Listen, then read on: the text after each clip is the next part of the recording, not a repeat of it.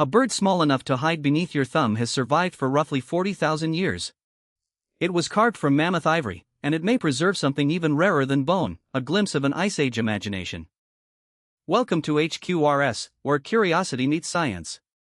Today, we enter Hohle Fels Cave in southern Germany, where archaeologists have just revealed two tiny bird figurines from one of humanity's earliest great centers of art and music. The finds came from the 2025 excavation season and were unveiled on July 29, 2026. Both are carved from mammoth ivory. Each is only about 2 to 3 centimeters long. Researchers say they resemble ptarmigans, cold-adapted relatives of pheasants. One bird appears to rest, while the other spreads its wings as if taking flight.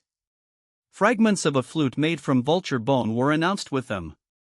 The discovery did not begin with a dramatic object gleaming in the soil.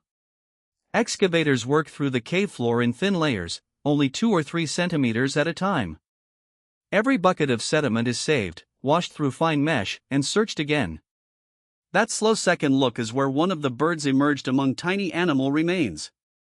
Archaeology here is less treasure hunt than controlled experiment. Position, depth, and neighboring material are part of the evidence. The objects come from the Aurignacian, pronounced Aurignacian, a cultural period associated with early modern humans in Europe.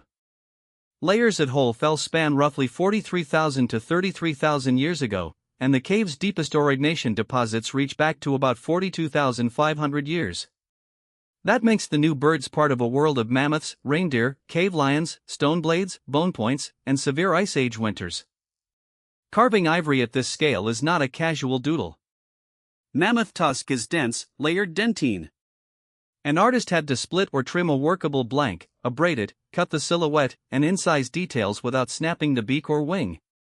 We do not yet know how long these two pieces took.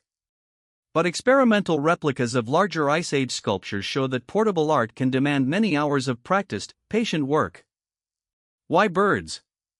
That is where evidence ends and interpretation begins. Ptarmigans would have been familiar animals in a cold landscape.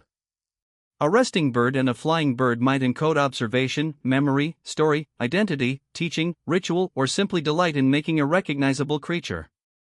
No test can currently choose among those possibilities.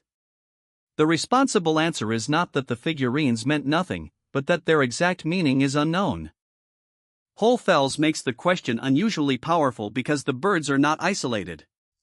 The same cave has produced a carved waterbird, horse, small lion human figure, the famous female figurine often called the Venus of Hohle Fels, and a nearly complete flute made from a griffin vulture's wing bone.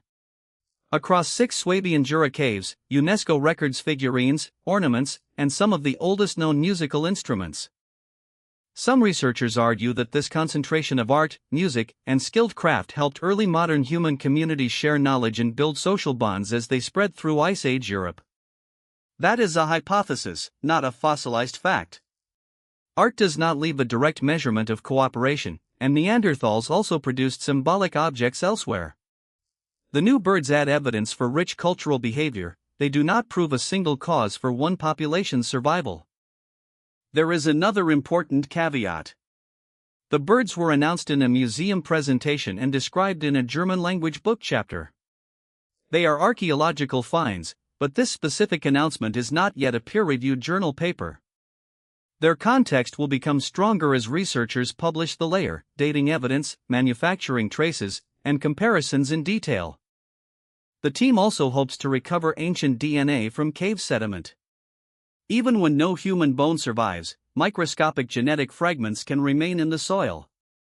Combined with precise excavation, those traces could reveal who occupied the cave at different times and whether the makers of its art belonged to one community or many. The human scale lesson is simple. 40,000 years ago, survival required food, shelter, and fire. Yet someone still spent precious time turning ivory into a bird small enough to hold between 2 fingers. That act did not merely copy the world. It made the world portable. Stay curious.